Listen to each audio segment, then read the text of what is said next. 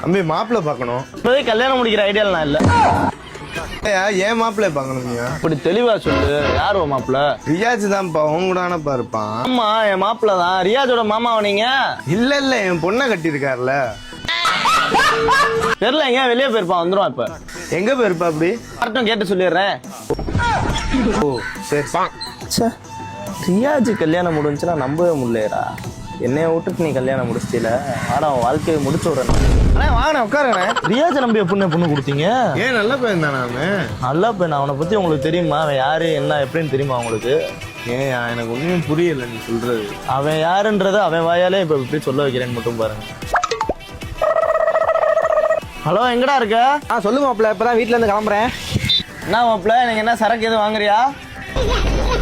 கண்டிப்பா நீ சரக்கு அடிச்சே ஆகணும். மண்டனா காயுது. நேற்று அடிச்சது ஏதோ செட் ஆகல. 12 ஏதோ மாறி இருந்துச்சு. நீ கண்டிப்பா சரக்கு அடிச்சிருவோம். ஆமா மாப்பிள்ள, எனக்கு தெரிச்ச பிராந்தி செட் ஆகல. நீ ரம்மு வாங்கிட்டு வா.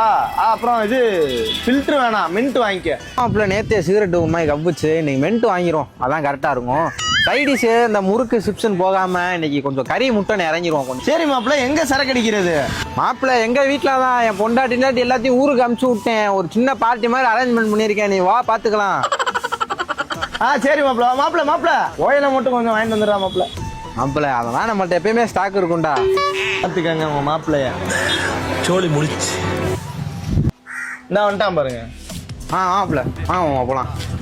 மாமா எங்கடா? ஊர்ல இருந்து வந்ததே என் மாமா என் பாட்டி காண்டிதான்டா. வச்சாடா ஆப்பு. செயற்கையை மாத்துங்க மாப்பிள்ள. நல்ல மாமே நல்ல மாப்பிள்ள.